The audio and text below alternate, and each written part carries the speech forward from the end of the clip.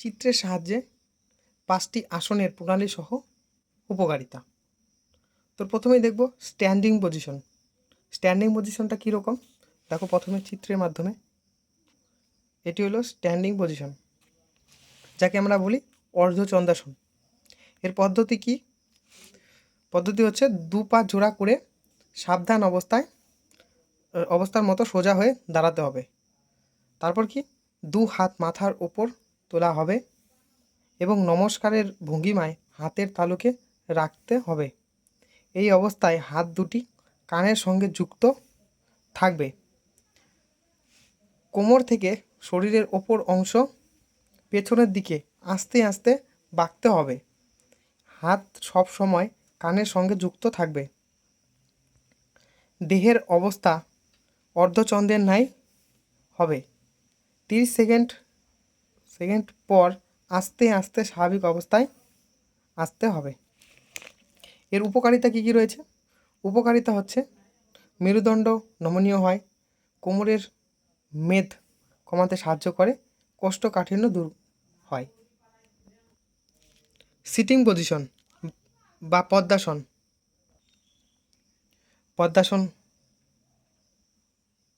এটি হলো পদ্মাসন। তো দেখো পদ্মাসন কীভাবে করতে হবে। পা দুটি সামনে ছড়িয়ে সোজা হয়ে বসতে হবে। তারপর কি ডান হাঁটু ভেঙে ডান পাকে বাম উরুর ওপর এমনভাবে স্থাপন করতে হবে যেন ডান পা বাম কুচকি স্পর্শ করে। অনুরূপভাবে বাম পা ডান উরুর ওপর স্থাপন করতে হবে এবং ডান কুচকি স্পর্শ করবে। 2 হাতের তালু খোলা অবস্থায় ওপর দিকে থাকবে এবং 2 হাঁটুর ওপর অবস্থান করবে। দৃষ্টি নাসিকা অগ্রভাগে এবং শ্বাস স্বাভাবিক অবস্থায় থাকবে।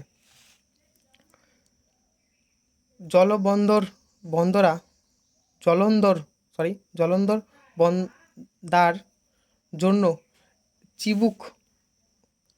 বুক স্পর্শ করবে। এর উপকারিতা কী কী রয়েছে?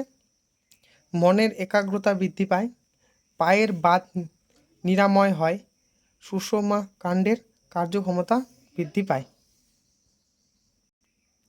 এর পরের আসনটি হচ্ছে বজ্রাসন। বজ্রাসনের চিত্র মাধ্যমে দেখে নেব।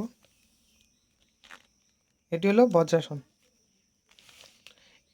এটি করার পদ্ধতি হলো পা দুটো লম্বা করে বসতে হবে, হাঁটু ভেঙে 2 পা পেছনে নিয়ে যেতে হবে, হাঁটু পা ও পায়ের পাতা মাটিতে রাখতে হবে, 2 গোড়ালির মাঝে পাছা রেখে মেরুদণ্ড সোজা করে বসতে হবে, 2 হাত হাঁটুর ওপর থাকবে 30 সেকেন্ড করে 3 বার অভ্যাস করা উচিত। শ্বাস স্বাভাবিক অবস্থায় থাকবে। এর উপকারিতা কী কী রয়েছে? আহারের পর এই আসন অনুশীলন খাদ্য পরিপাক ভালো হয়, অর্থাৎ অর্জিন রোগ সেরে যায়। এই আসন অভ্যাসে পায়ের বাত বা সাইটিকা সেরে যায়, হাঁটু ও গোড়ালির সন্ধির শক্তি বৃদ্ধি পায়। এরপরে হচ্ছে সুপাইন পজিশন বা সুপ্ত বজ্রাসন। সুপ্ত বজ্রাসন হচ্ছে এটি চিত্রের মাধ্যমে দেখো। এটি হলো সুপ্ত বজ্রাসন। এটি কিভাবে করব? এর পদ্ধতি হচ্ছে বজ্রাসনে বসতে হবে, এরপর কুনোই ও হাতের ওপর ভর দিয়ে চিত হয়ে শুতে হবে। পিঠের ওপর অংশ ভূমি স্পর্শ করবে।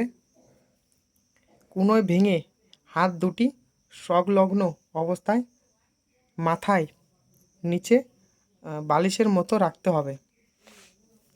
এই অবস্থায় 30 সেকেন্ড থাকতে হবে এবং শ্বাস স্বাভাবিক অবস্থায় থাকবে। এর উপকারিতা হচ্ছে কোষ্ঠবন্ধাতা হ্রাস পায়, কোমরের বাত রোগের তীব্রতা কমে যায়, পেটের মাংসপেশি সবল হয়।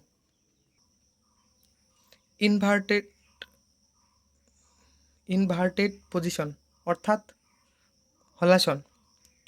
হলাসনের চিত্রের মাধ্যমে দেখো, এটি হলো হলাসন। এই হলাসন করার পদ্ধতি হচ্ছে, দু হাত পাশে রেখে চিত হয়ে শুতে হবে। দু পা জোড়া করে হাঁটু না ভেঙে আস্তে আস্তে 90 ডিগ্রি কোণে পা তুলতে হবে। তারপর পা দুটি মাথার ওপর দিয়ে এনে মাটিতে ঠেকাতে হবে। দু হাত টান করে প্রথমে যেভাবে ছিল সেই অবস্থায় মাটিতে থাকবে, হাঁটু ভাঙবে না। পায়ের পাতা বাইরের দিকে টান করে থাকবে,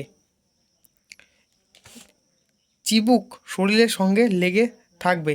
30 সেকেন্ড এই স্বাভাবিকভাবে দম নিতে হবে। হাঁটু না ভেঙে আস্তে আস্তে শবাসনে ফিরে আসতে হবে। এর উপকারিতা: এই আসনে পেটের ও কোমরের মাংসপেশিগুলি সবল হয় এবং স্থূলতা হ্রাস পায়। মেরুদণ্ড ও থাইরয়েড গ্রন্থি সবল ও কর্মক্ষম হয়। টনসিলাইটিস, মাথা ধরা, স্নায়ুরোগ, পেট ফাঁপা প্রভৃতি রোগ সারতে এই আসনটি শ্রেষ্ঠ।